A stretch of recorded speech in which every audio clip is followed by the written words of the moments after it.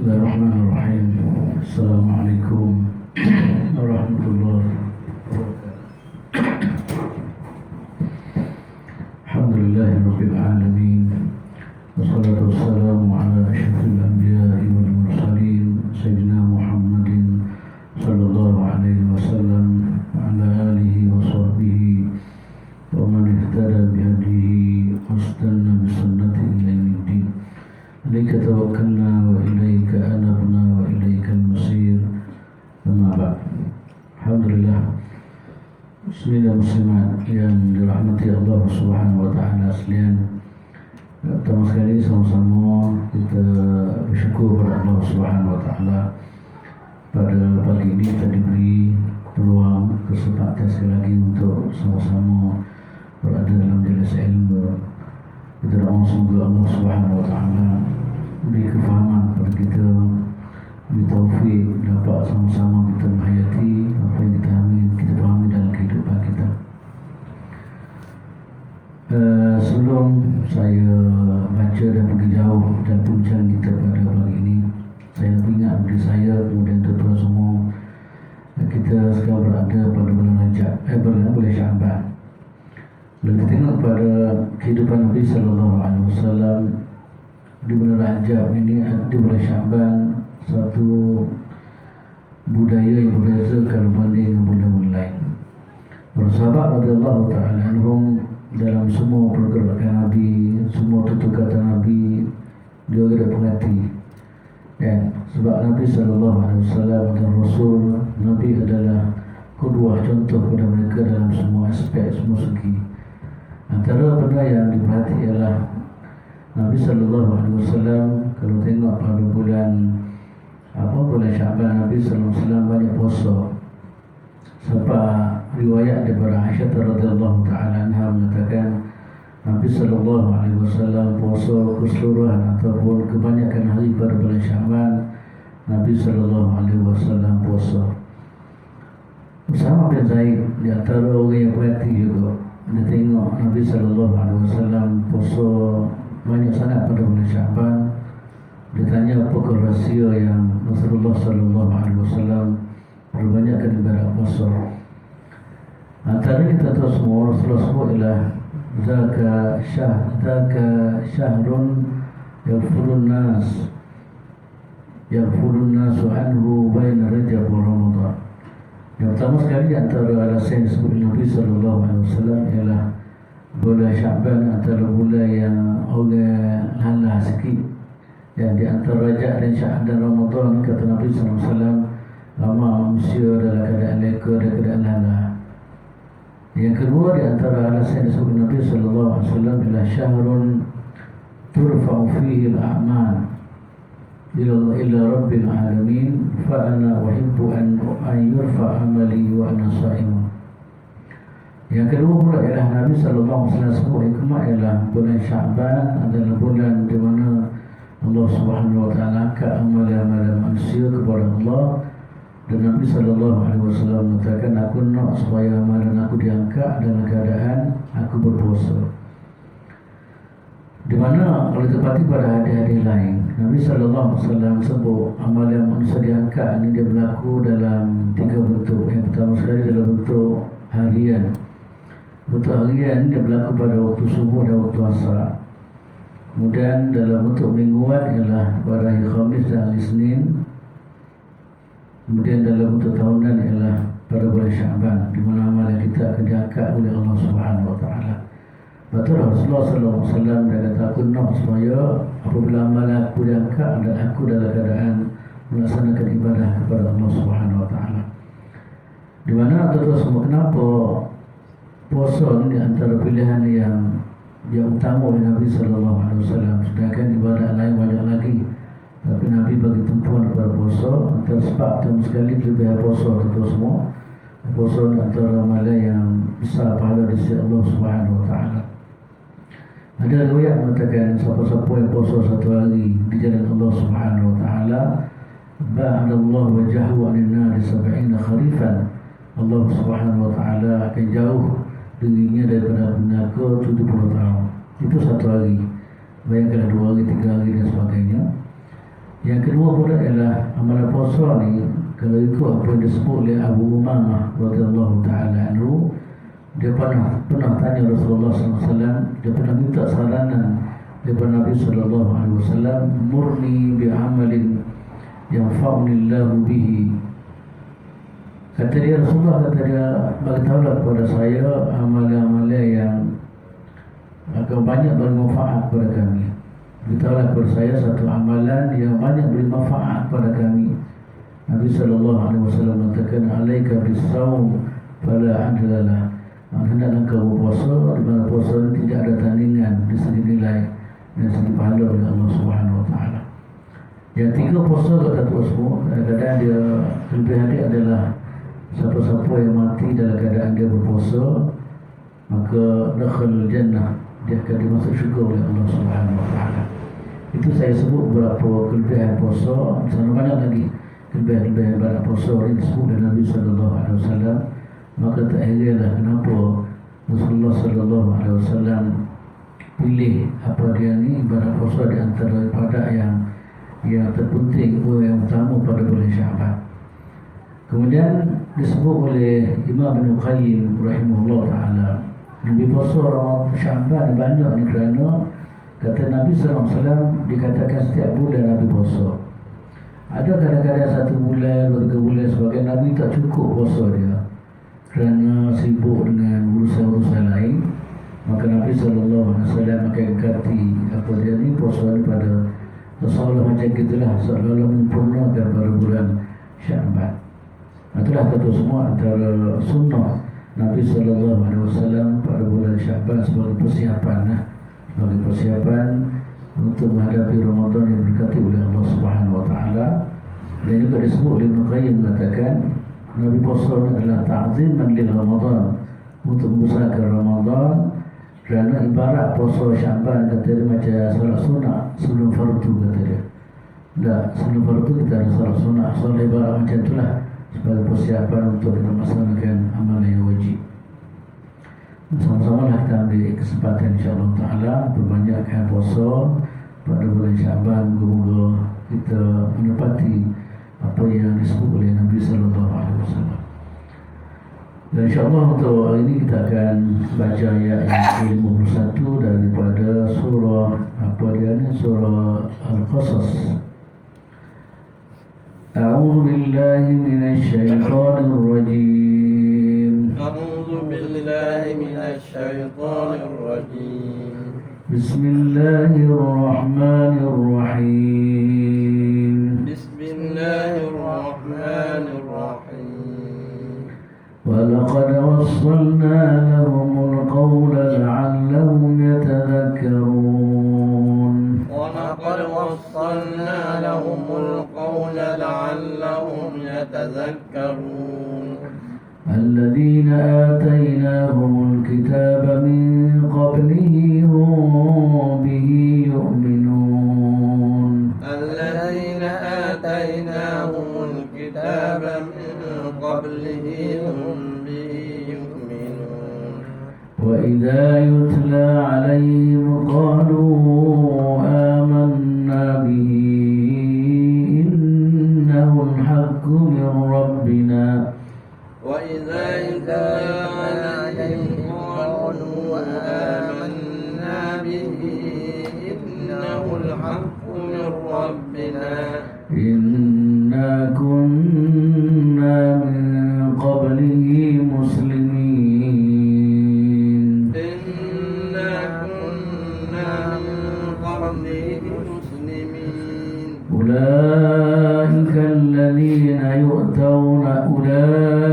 يؤتون أجرهم مرتين بما صبروا أولئك يؤتون أجرهم مرتين بما صبروا ويدرؤون بالحسنة السيئة ومما رزقناهم ينفقون ويدرؤون بالحسنة السيئة ومما رزقناهم ينفقون وإذا سمعوا اللغو أعرضوا عنه وقالوا لنا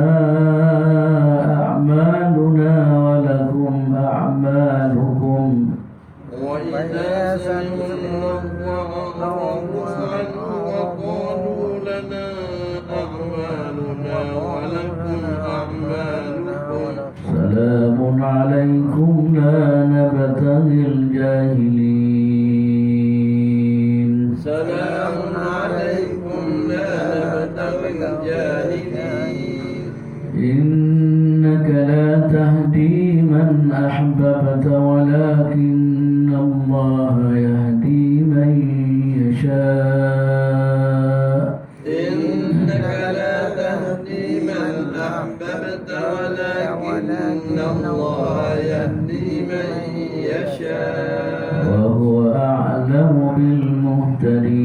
بالمهتدين وهو أعلم بالمهتدين وقالوا إن نتبع الهدى معك نتخطف من أرضنا وقالوا إن نتبع الهدى معك نتخطف من أرضنا أولم نمكن لهم حرما آمنا يجبى إليه ثمرات كل شيء رزقا منه أولم نمكن لهم حرما آمنا يجبى إليه ثمرات كل شيء رزقا من لدنا أولم نمكن لهم حرما آمنا يجبى إليه ثمرات كل شيء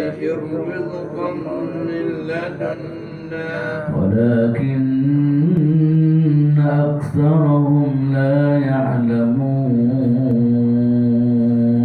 ولكن أكثرهم لا يعلمون وكم أهلكنا من قرية بطرت معيشتها وكم أهلكنا من قرية بطرت معيشتها فتلك مساكنهم لم تسكن من بعدهم إلا قليلا فتلك مساكنهم لم تسكن من بعدهم إلا قليلا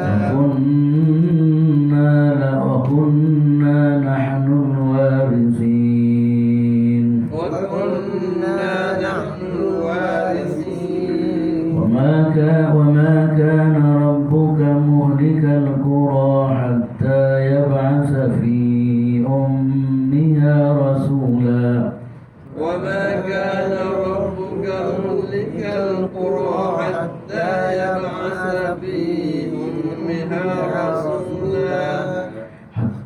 يبعث في أمها رسولا يتلو عليهم آياتنا حتى يبعث في أمها رسولا يتلو عليهم آياتنا وما كنا مهلك القرى إلا وأهلها ظالمون وما كنا مهلك القرى إلا وأهلها ظالمون.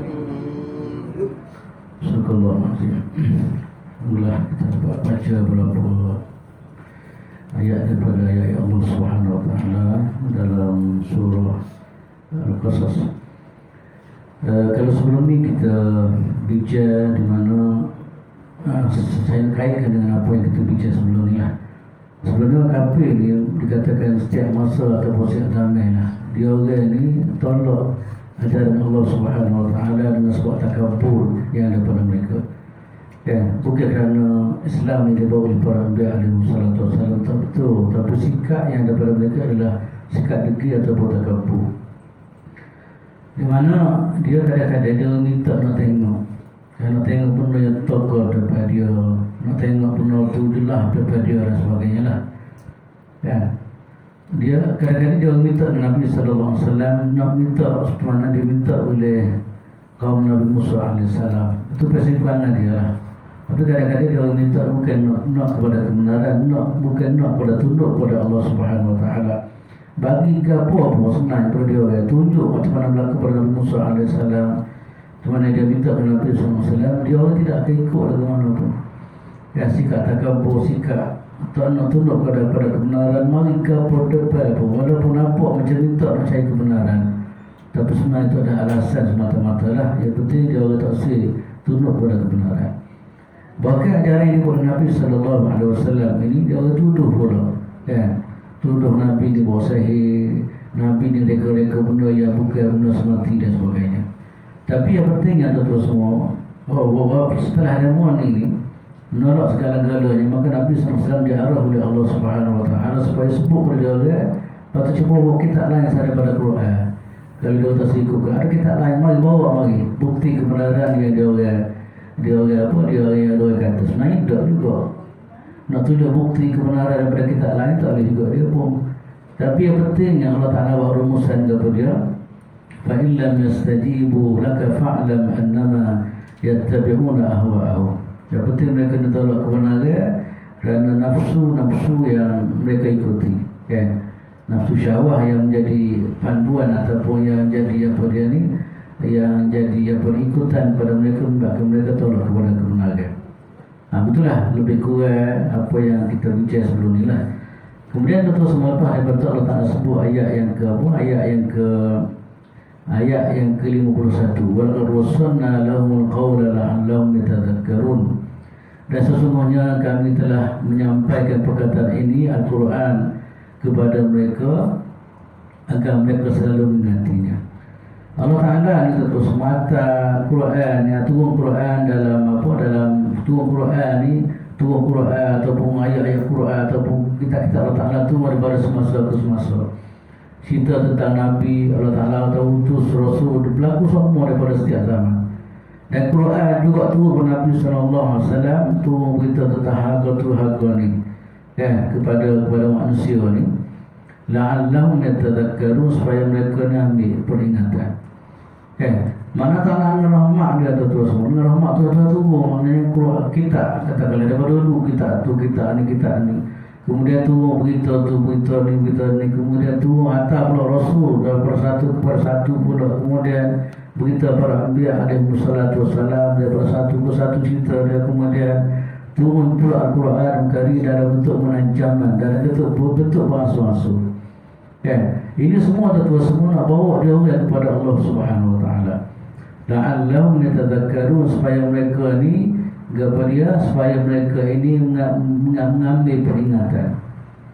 Kalau sebelumnya Allah Ta'ala cerita kepada kita bagaimana Allah Ta'ala binasa binasa Fir'aun, patut dia ambil peringatan lah. Binasa ni Fir'aun dengan sebab gini. Kemudian Allah Ta'ala beri kejayaan kepada Musa AS, maka sepatut dia ambil pengajaran gini Allah akan berjaya di sisi Allah Subhanahu Wa Taala dan sebagainya. Ini terus semua walaqad wassalna al-qawla, maknanya satu rahmat Tuhan lah. Tuhan turun berbagai-bagai atau keadaan yang berbagai-bagai kepada dia orang, panduan-panduan dan sebagainya, supaya mereka ni ambil pengajaran daripada apa yang disampaikan oleh Allah Subhanahu Wa Taala. Macam Quran katakan Allah Ta'ala turun dalam bentuk bangsa-bangsa, dan sikit-sikit ke semuanya, supaya dia ambil pengajaran daripada kandungan, daripada intipati Al-Quran Karim, supaya dia boleh bawa mengurus kehidupan dia masa depan dan sebagainya. Itulah tuan-tuan semua Allah Ta'ala sebut dalam ayat yang ke-1 ni, walaqad wassalna al-insana wassalna lahumul qawla la'allahum yatadhakkarun. Kemudian cerita dulu habis kita Allah Ta'ala kekalkan Quran sampai hari kiamat.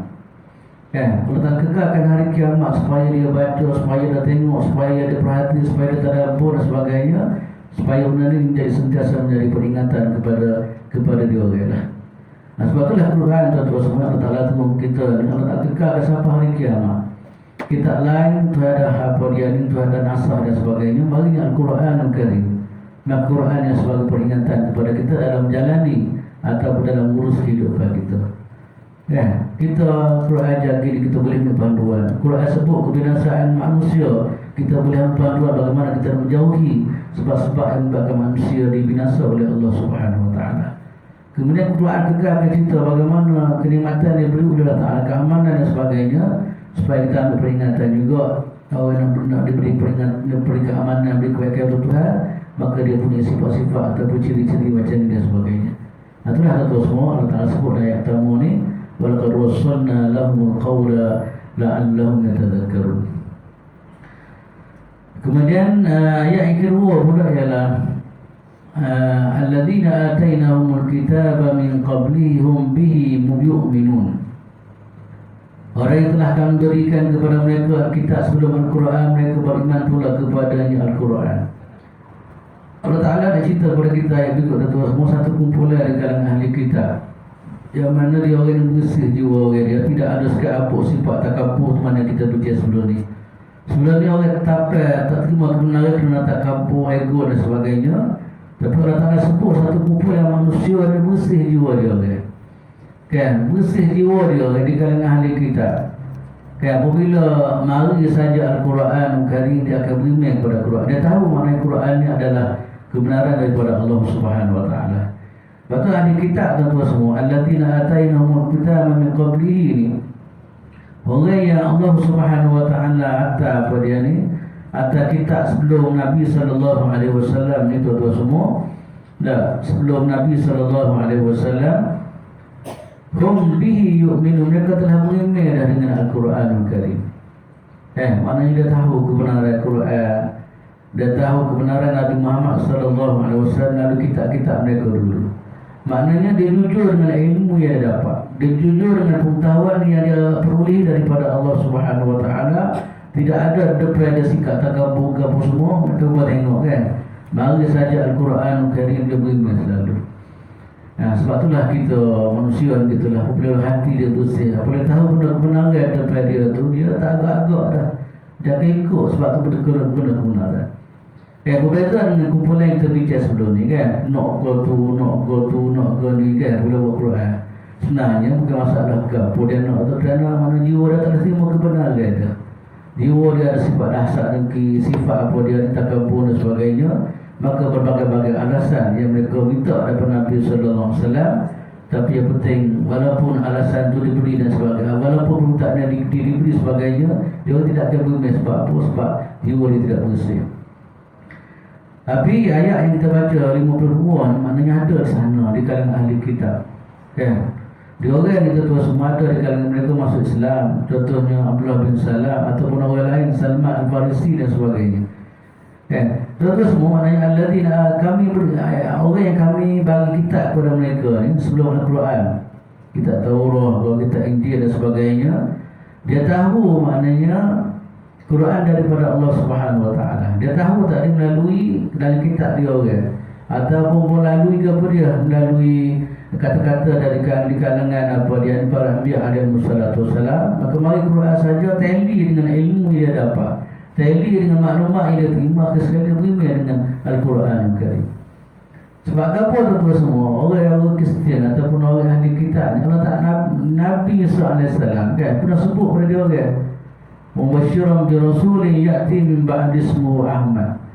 Nabi Isa alaihissalam sebut dah di mana lepas daripada dia ni akan datang satu orang nama dia Ahmad, iaitu Nabi Muhammad sallallahu alaihi wasallam yang buat kebenaran. Maka kamu wahai pengikut-pengikutku semua, apabila marinya Muhammad beriman kepada dia. Ini di antara apa dia ni, saranan ataupun tunjuk ajar yang diberi oleh Nabi Isa alaihissalam kepada orang Kristian ataupun orang Nasara lah. Maka sebab itulah kita semua sebagian daripada orang yang bersih jiwa dia orang ni, dia tetap beriman dengan Quran sebab rasa inilah kebenaran daripada Allah Ta'ala. Dan inilah saranan yang dibuat oleh Nabi-Nabi mereka dahulu, Nabi Musa, Nabi Isa dan sebagainya. Kemudian berikut pula ialah, cuba tengok kan dalam apa dia ni, tengok. Wa idza tutla alaihim qalu amanna bihi innahu al-haqqu min rabbina inna kunna min qablihi muslimin. Cuba tengok sikap kejujuran mereka, keikhlasan mereka, dan apabila Al-Quran dibacakan kepada mereka. Betul, apabila Nabi SAW sampai di Madinah, Al-Quran itu yang dibaca kepada mereka. Cuba tengok, apa dia kata, ni orang bersih, ni orang tidak ada sikit abu usul-usul mazmumah dalam hati dia. Kata dia, kami beriman kepadanya, sesungguhnya Al-Quran itu adalah suatu kebenaran daripada Tuhan kamu. Sesungguhnya sebelumnya kami adalah orang muslimin. Dia kata, dia sebut kepada dia, kata dia, tengok dia kata, kami membenarkan Al-Quran Dan sebelum tu bukan boleh percaya dah bahawasanya Quran kitab terakhir yang disebut-sebut oleh para anbiya alaihi wassalatu wassalam, jadi dia sebut oleh dalam kitab-kitab mereka itu. Ini tentu semua antara benda yang berbeza lah yang sebut tadi, beza dengan orang sebelum ni lah. Mereka fikuri memang gitulah, alasan apa tak ada. Yang penting dia hati dia tak bersih, hati dia tak nak pada kebenaran. Mari benar jelas lah kemana pun dia tolak ajaran yang dibawa Nabi SAW. Berlainan dengan ahli kitab yang hati dia bersih, yang masih lagi berpandu kepada kebenaran dulu. Apabila mari saja Nabi Muhammad SAW, dia terus beriman kepada Rasulullah SAW. Di mana orang ni Allah Ta'ala sebut apa dia? Ulaika yu'tawna ajrahum. Okay, Allah Ta'ala puji mereka ni. Orang macam ni saya puji dia. Dia kata ulaika yu'tawna ajrahum marratain bima sabaru wa yadra'una bil hasanati as-sayyi'ah wa mimma razaqnahum yunfiqun. Mereka itu diberi pahala dua kali. Kan? Dia orang ni diberi pahala dua kali dia orang ni. Ahli kitab yang beriman dengan Nabi Muhammad sallallahu alaihi wasallam diberi pahala dua kali dia. Disebabkan kesabaran mereka dan mereka menolak kejahatan dengan kebaikan, menginfakkan sebahagian daripada rezeki yang kami berikan kepada mereka. Dia orang ni terus semua. Kenapa sebenarnya dia orang ni diberi pahala dua kali lah? Yang pertama sekali adalah pahala dia beriman kepada Nabi-Nabi mereka sebelum ni. Yang kedua pula adalah dia beriman kepada Nabi Muhammad sallallahu alaihi wasallam. Ini antara apa dia ni keistimewaan yang Allah Ta'ala puji mereka inilah, di mana sikap mereka macam ni akan diganda oleh Allah Subhanahu Wa Ta'ala dua kali ganda. Yang gandaan pertama ialah kerana dia beriman kepada kitab-kitab dia orang dulu. Yang kedua kerana dia beriman dengan Nabi Muhammad sallallahu alaihi wasallam. Di sana ada hadis Nabi sallallahu alaihi wasallam, tentu hadis Bukhari dan Muslim. Nabi menyebut, Nabi kata salah satun yu'tawna ajrahum marratain. Ada tiga jenis manusia yang Tuhan bagi ke dia dua kali ganda pahala. Kan? Ada tiga jenis golongan manusia yang diberi pahala dua kali ganda. Salah satun yu'tawna ajrahum marratain. Tiga golongan manusia diberi pahala kepada mereka dua kali. Kan? Siapa dia orang ni? Yang pertama sekali ialah rajulun min ahli kitabi amana bi nabiyhi summa amana bi. Yang pertama sekali ialah ahli kitab. Ahli kitab ni ialah Nasara, Yahudi Nasara. Ahli kitab yang beriman kepada Nabi dia dulu dan beriman kepada Nabi Muhammad sallallahu alaihi wasallam, maka bulan pertama adalah dia akan dapat dua kali ganda pahala dia. Okay. Yang kedua pula Nabi kata wa 'abdun mamlukun adda haqqallahi wa haqqa mawalihi.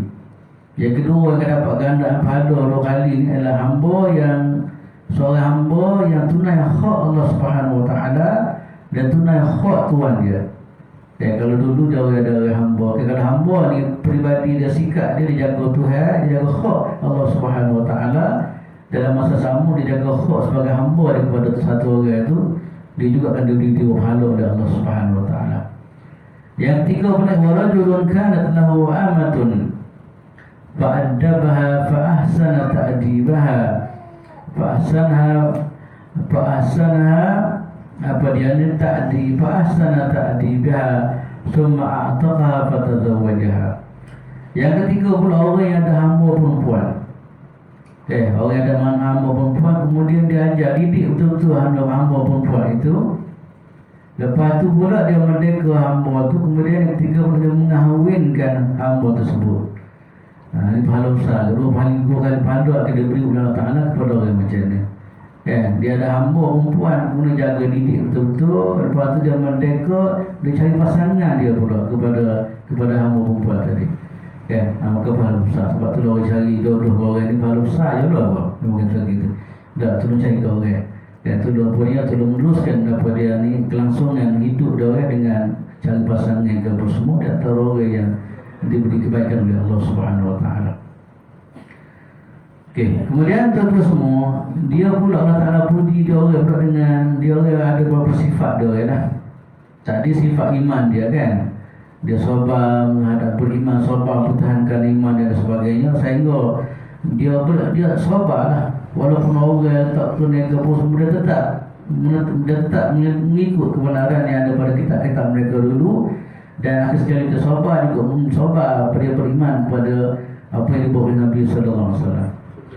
Kemudian Tuhan sebut sifat dia orang ni, tuan semua. Sifat orang ahli kitab yang lagu ke pun ada sifat dia lagi. Kebaikan yang ada pada dia orang lagi, sifat dia patut ada pada kita juga lah. Wa yadra'una bil hasanati sayyi'ah. Hak mula-mula tadi kita panggil, yang ni kita panggil apa? Ibadat badaniyah ni. Iaitu kata dia apa dia ni, dan mereka menolak kejahatan dengan kebaikan. Orang di kitab ni, orang yang dipuji oleh Tuhan ni, ataupun sepatutnya inilah milik sifat yang ada pada kita lah. Dia tolak kejahatan dengan kebaikan. Dia tak ada, dia bagi sifat denda lah. Kita agak minta maaf sampai kiamat.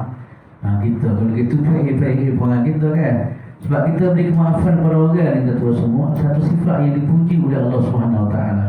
Lepas tu kita baca Al-Quran kan, wal afina 'anil nas, iaitu orang yang beri kemaafan kepada manusia kan. Maknanya orang buat jahat dia sanggup beri kemaafan ataupun dia beri kebaikan kepada orang buat jahat dia. Orang ni bukan mudah dan payah ni kan. Orang buat jahat kita tiba-tiba kita beri kebaikan ke dia ni satu benda yang cukup apa dia ni, cukup payah sebenarnya. Tapi inilah sifat yang ada pada apa, yang ada pada orang beriman kepada Allah Taala. Cuba tengok Nabi lah. Kita ambil Nabi SAW kan, Nabi ke apa tak buat ke dia kan, tapi dia beri kebaikan kepada masyarakat, beri kebaikan kepada orang lain. Sebagai contoh katakanlah Nabi SAW ni apabila buka yang kata Makkah Al-Mukarramah kan, Nabi buka kata buka pada masa tu dah terus semua orang kafir Quraisy kata buka sudah bimbang belakang dah. Bimbang takut mereka dibuat apa-apa oleh Nabi SAW. Sebab sebelum Nabi hijrah ke Madinah dulu, apa dia tak buat kepada Nabi dan kepada sahabat radhiyallahu taala anhu. Ada semua tu dibunuh, sahabat dia benar semua tu dirampas, semua tu dihina, semua diseksa dan sebagainya. Maka kalau ikut yang munasabah, kalau Nabi buka kata buka tu memang akan berlaku apa-apa pada dia orang lah. Itu kebimbangan yang ada pada dia orang. Tapi rupa-rupa yang kata semua Nabi SAW masuk kata Mekah, tiba-tiba Nabi kata apa? Nabi kata intaliku wa antum mutlaqa la tathriba alaikum al-yawm. Gilah hari ni kamu diberi kemaafan, kata Nabi sallallahu alaihi wasallam. Jadi benar bukan mudah tuan-tuan ni kan. Sebab itulah mana sikap Nabi tadi menyebabkan tertariknya orang-orang Madinah. Sebab tu dalam masa beberapa hari ya, ribu-ribu masuk Islam. Kan? Dia tengok apa sikap yang ada pada Nabi, sikap pemaaf, sikap Nabi tak dendam dan sebagainya, yang menjadikan mereka ni tertarik dengan cara Nabi sallallahu alaihi wasallam. Sebab itulah Hasan Al-Banna rahimahullah taala dia pernah sebut satu kalimah yang dicatat dalam kitab-kitab dia lah. Dia kata sama kata kunu kasyajar yarmunahu bil hajar wa yarmihim bis sama. Jadilah kamu macam pokok berbuah.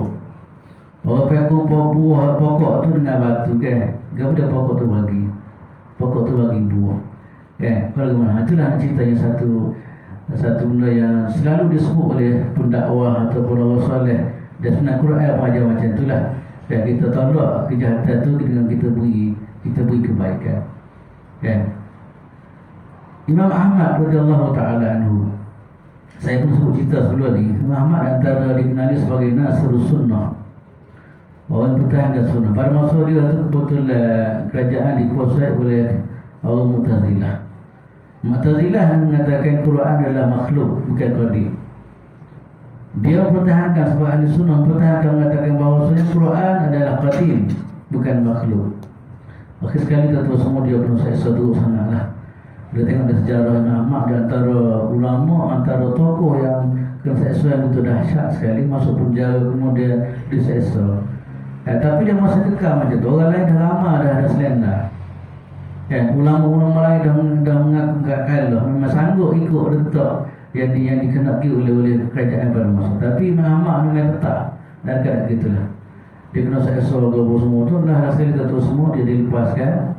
Sampai pada masa dia tak sihat lama, dia tak sihat. Lepas tu kemudian mari satu orang lelaki Masa tu ramai ada keliling masa saat akhir gitulah program ziarah. Kemudian Imam Ahmad kata, orang tu kata, ya Syekh Ahmad, dia mahu cepat-cepat duduk. Kenapa bagi masuk ruang untuk duduk dekat dengan Imam Ahmad? Dia kata, ya Syekh, kata dia, saya antara orang yang menyiksa kamu dalam penjara dulu. Saya salah seorang orang yang menyiksa kamu dalam penjara dulu, kata dia. Saya hari ini kerana bimbang, dia takut, dia pun takut benda nak berlaku di hari akhirat. Saya hari ini saya minta maaf kamu ya Syekh, kata dia. Imam Ahmad kata kepada dia, maka kata maaf segala-galanya. Kawan-kawan tepi itu malah berlaku apa maaf. Maksudnya kita tak, dia perlu kata kita, kalau mana dah. Kalau ikut budak kita, kata nak apa dah, mati situ lalu, kata kita sekira kan. Tadi Imam kata, orang tanya apa beri maaf pada dia, ya Syekh Ahmad, kata dia. Imam Ahmad kata, kalau aku tahu maaf pada hari ini, siapa ke maaf dia di akhirat. Aku nak jadi orang yang wal'afina anin nas. Aku nak jadi orang yang beri kemaafan kepada manusia. Ini ada tu semua kita panggil wadaruna bil hasanati sayyi'ah. Sifat dia panggil ketaatan dalam bentuk badaniah, kan? Panggil ibadat badaniah ni apa dia ni sikap dia gitulah tu semua, kan? Sebenarnya bukan mudah lah. Sebab itulah saya selalu sebut, ya, kita jangan jadi orang Melayu dululah. Minta maaf sebab akhirat kita nak cara. Dia tak dapat cara akhirat tu mesti dia menilai ni kalau mana, kan? Apa tu dia turunnya besar pula. Orang puas semua puas tu besar. Lalu ke mana apa aku tak pernah kamu nikah dengan keluarga dia mana. Sampai begitu sekali. Kan? Nak ceritanya dendam je, kan? Ini sikap yang tidak betul lah. Kan? Islam ajar dan sifat terpuji yang Allah Ta'ala puji ahli kitab tadi adalah wa yadra'una bil hasanati sayyi'ah. Mereka menolak kejahatan dengan mengukuhkan kebenaran, kebaikan. Kemudian berikut pula Allah Ta'ala puji sifat ahli kitab tadi ialah wa mimma razaqnahum yunfiqun. Dia itu dia infak sebahagian daripada harta yang diberi oleh Allah Subhanahu wa taala. Kan, amal infak antara amal ialah dia kita panggil taat maliyah dan ketaatan dalam bentuk harta. Kan? Nah, ini antara sifat yang daripada ahli kitab yang dipuji oleh Allah Ta'ala setelah dia beri tadilah. Dia beri satu dah, yang kedua pula pribadi dia ni lah, pribadi dia. Wa mimma razaqnahum yunfiqun, iaitu dia infak.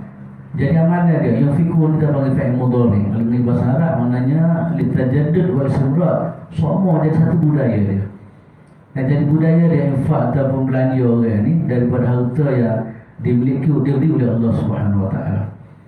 Tersebut wa mimma razaqnahum. Tak kata di antara dia infak dengan apa yang kami beri kepada mereka. Sebab tu orang Islam ni dia takkan rasa apa yang dia milik itu hak dia. Kan? Kalau tak belajar ada ayat ni maknanya apa yang kamu milik itu adalah hak yang diberi oleh Allah Ta'ala kepada kamu. Cuma Allah Ta'ala nak sikit saja sebahagian daripada harta kamu ataupun sebahagian kecil daripada harta kamu belanja kepada orang lain. Di mana amalan dia ni amalan yang berkekalan ni yunfiqun, jadi satu budaya hidup dia. Kan? Saya bila baca ayat ni ingat satu orang, itu tinggal melepas saya makan kedai lah. Makan kedai, kemudian lepas makan tu ada moci tua. Satu moci tua tu dia bayar, tolong bayar. Dulu tolong bayar saya ni terima kasih, saya tengok sampai dia bayar ni kan. Dia berapa dia depan dan jom dia tak apalah moci tak moci tak sedekah lagi hari ni dia kata. Maknanya ini jadi amalan dia. Nama sedekah dah. Dia kata hari ni macam tak sedekah, tak apalah, dia kata bukan sedekah hari ni.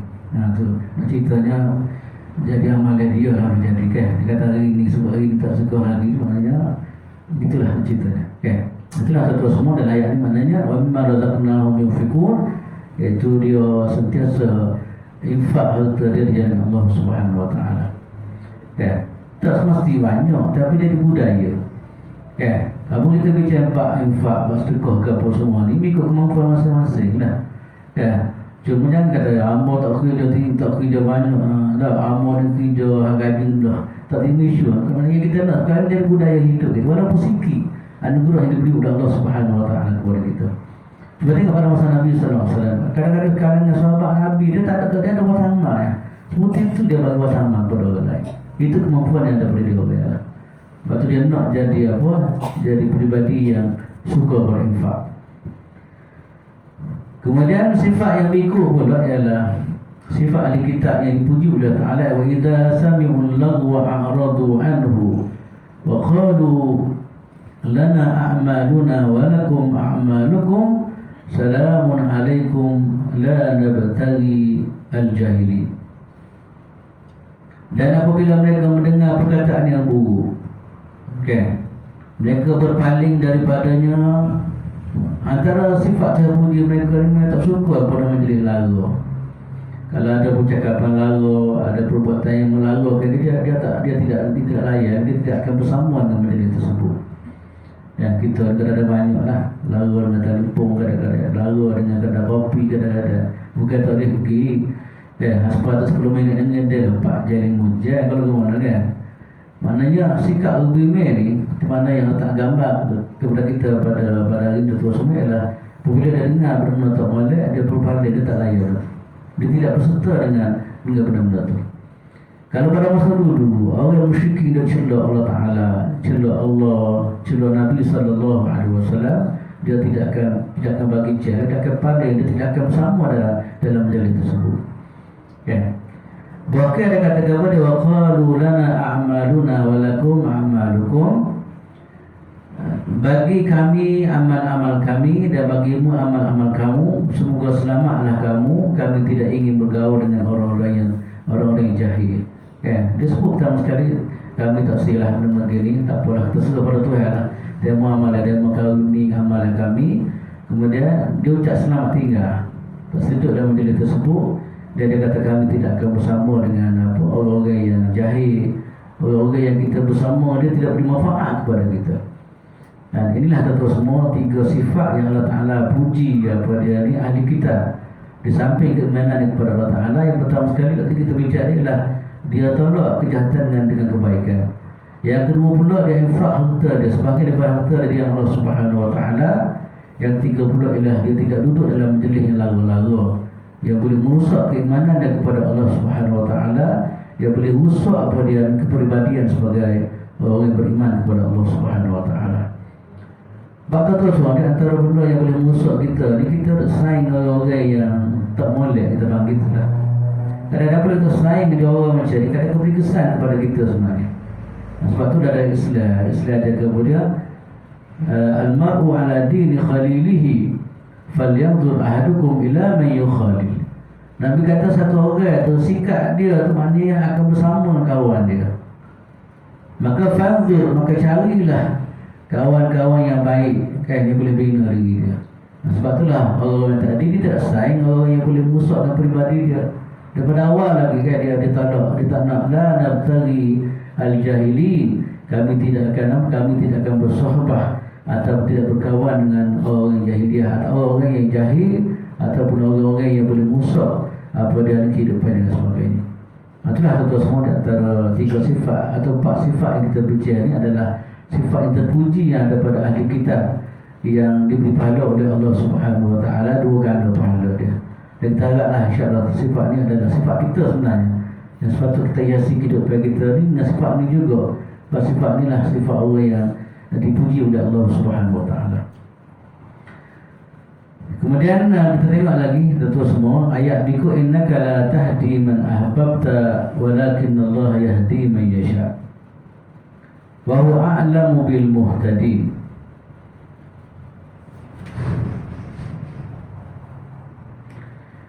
Dan sesungguhnya engkau wahai Muhammad tidak dapat memberi petunjuk kepada orang yang engkau kasihi, tetapi Allah Ta'ala beri petunjuk kepada orang yang dikehendaki, dan dia lebih mengetahui orang yang mau menerima petunjuk. Ini satu kaedah tuan-tuan semua. Masalah hidayah ni tentang itu. Hidayah dia dua makna lah. Pertama sekali hidayah dengan makna tunjuk ajar. Yang kedua hidayah dengan makna taufik. Saya boleh tunjuk ajar, buat gini. Cuma kita boleh buat itu adalah taufik daripada Allah Subhanahu Wa Ta'ala. Sebab tu dalam pembahasan dari segi makna hidayah kita ada 2 lah. Hidayah pertama dengan makna irsyad, tunjuk ajar. Yang kedua hidayah dengan makna taufik. Allah Ta'ala mudah untuk kita buat. Di mana kita terus sama dengan ayat ni, innaka la tahdi, Allah Ta'ala kata engkau wahai Muhammad tidak boleh bagi hidayah kepada siapa yang engkau kehendaki. Dibagi hidayah taufik lah. Kalau ikut dalam kitab tafsir tu semua, ayat ini Allah Ta'ala turun kepada apa? Kepada berkaitan dengan peristiwa Abu Talib. Abu Talib ni orang yang banyak bagi saham Nabi sallallahu alaihi wasallam. Daripada awal kita kalau kita baca tentang sejarah lah. Ya, Abu Talib walaupun dia dalam keadaan kafir kan, tapi dia di antara pagar Nabi sallallahu alaihi wasallam. Orang nak tindak menolak molek ke apa semua, mana orang bini orang takut dengan kewujudan Abu Talib. Tapi Nabi sallallahu alaihi wasallam betul, Nabi ni apabila dia majak manusia, maka di antara orang yang dia tekak adalah Abu Talib itu sendiri. Orang paling dekat dengan dia kan, supaya tarik dia orang beriman kepada Allah Subhanahu Wa Taala. Tapi dia beberapa kali kita tahu semua diajak oleh Nabi sallallahu alaihi wasallam kan, walaupun Abu Talib kan ikut asalnya dia aku sangat kebenaran di depan Nabi Muhammad sallallahu alaihi wasallam. Sampai riwayat mengatakan saat sebelum dia nak mati tu dia kata kepada dia, ya ma'syara bani Abdi Manaf, ati'u Muhammadan wa saddiquhu tuflihu wa turshidu.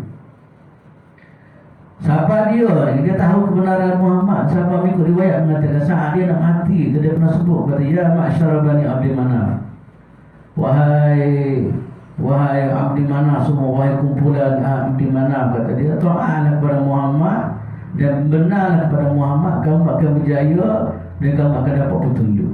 Dia sebut gitu pun, tapi dia tak beri dia kan. Ada je tinggi ni dunia ni kan, dia mengikut kawan tak lagi kita semua ada pergi dia masuk mana sekarang tu lepas boleh dia kan. Tapi akhir sekali kita terus semua dia takut lah orang ni kata dia ni tukar agama, dia ada perasaan macam tu kan. Akhir sekali kekal dia dalam keadaan kafir. Dan sebelum dia mati tu terus semua, Nabi ni habis di dakwah dia ajak dia kan, pok saudara pakai sendiri lah. Takkan Nabi nak tinggal pok saudara tengah dalam syurga. Nabi dah melakukan itulah usaha yang dilakukan oleh Nabi sallallahu alaihi wasallam. Akhir sekali tu tegur Nabi nak kata, innaka la tahdi man ahbabta, wahai Muhammad, engkau lagu-lagu mana pun tak boleh nak bagi hidayah kepada siapa yang kau suka lagu mana pun kan. Cinta macam mana sekalipun, hidayah itu kata walakin Allah yahdi man yasha, tetapi hidayah adalah milik Allah Subhanahu wa taala kan. Maknanya usaha yang Nabi buat beratus-ratus kali boleh jadilah dakwah dia, atau boleh jadi ribu-ribu kali boleh jadi kan. Tapi akhir sekali saya kata Nabi kata Muhammad, sebenarnya hidayah di tangan aku bukan di tangan kamu. Kita hanya sekadar sampai lah. Lepas tu kita percaya daripada ayat ni terus semua. Kalau perlu kita sapa kita yang kata apa lah. Yang penting kita hijau, kita dakwah, kita sebarkan. Dia tak sel, kita sebar Tuhan, dia kerja kita lah. Kan, bukan kerja kita nak katak pada dia, nak timbang dia, bukan kerja kita dah kan. Untuk dia faham, untuk diberi hidayah taufik tadi adalah ini adalah kerja Allah Subhanahu wa taala. Kerja kita hanya sekadar menyampaikan. Alaikal balagh, awak adalah fungsi awak adalah untuk menyampaikan atau beri maklumat dan sebagainya. Wa huwa a'lamu bil muhtadin. Allah Subhanahu wa taala tahu siapa yang benar-benar nak menerima petunjuk. Tuhan tahu. Ya, boleh jadi Abu Talib tak nak terima macam saya sebut tadi lah. Maka boleh kena tak saya terima, Tuhan pun tak sewi lah. Begitu lebih kurang dia. Ya, tak ada nak kata salah Tuhan tak ada tiga. Apabila orang tak sewi, Tuhan pun melayani mereka dengan sifat tak sewi dia tadi. Sebab tu Allah Ta'ala kata wa huwa a'lamu bil muhtadin.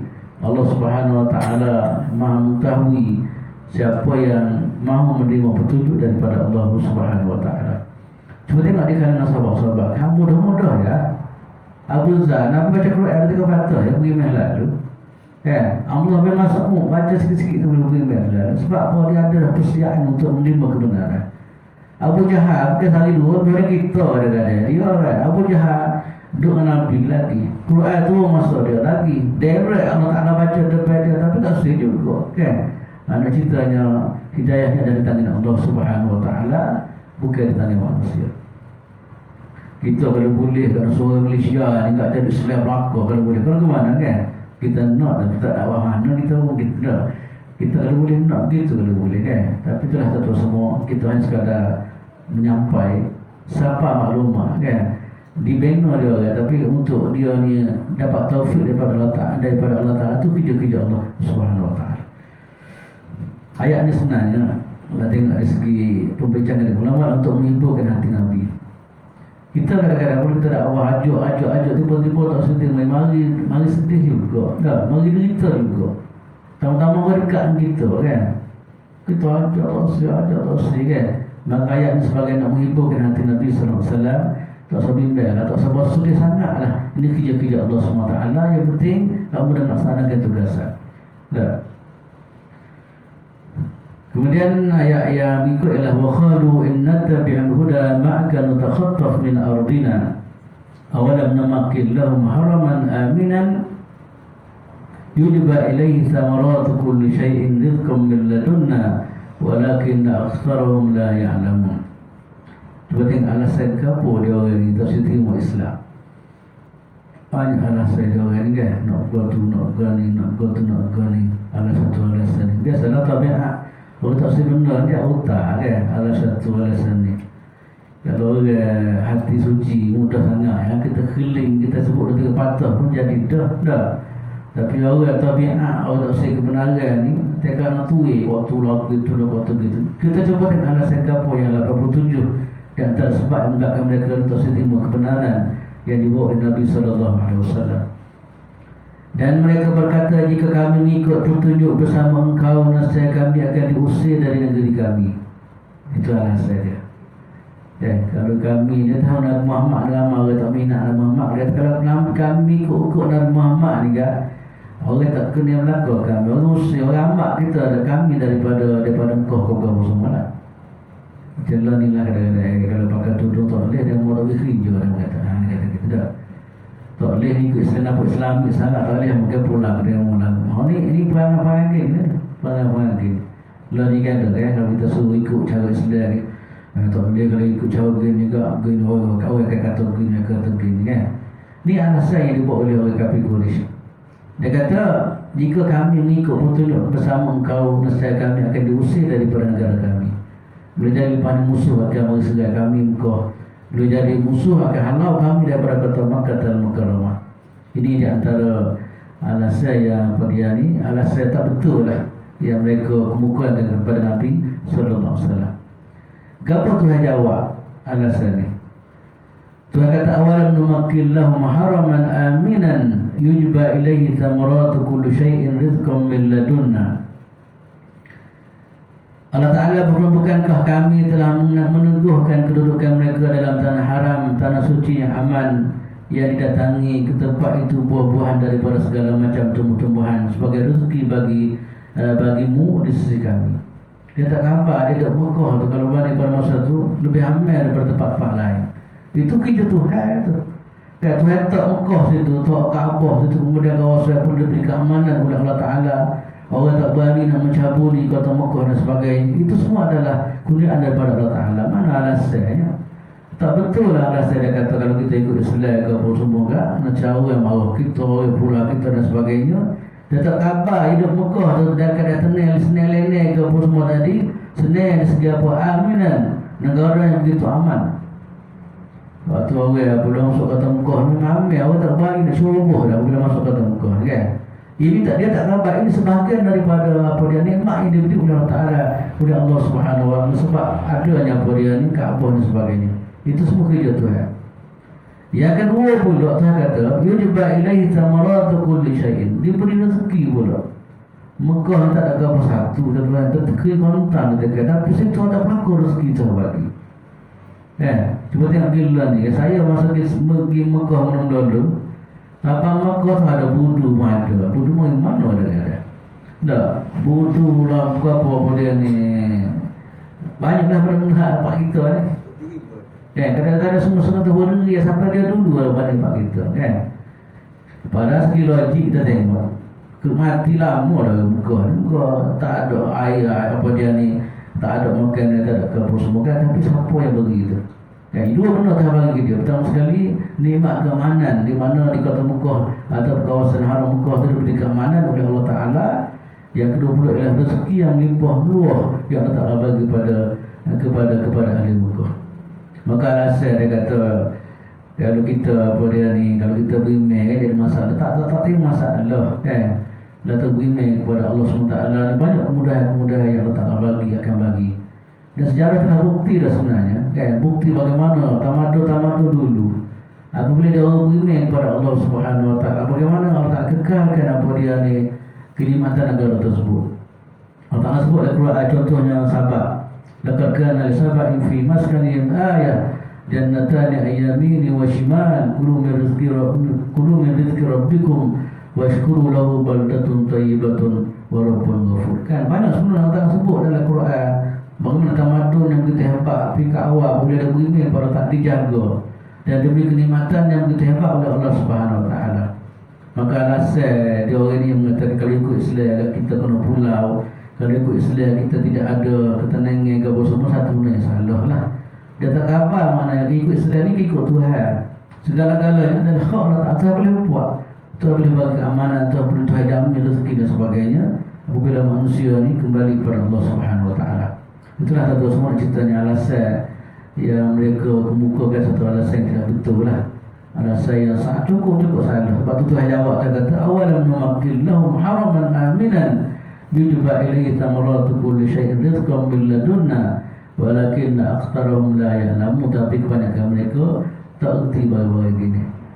Itulah satu semua ceritanya.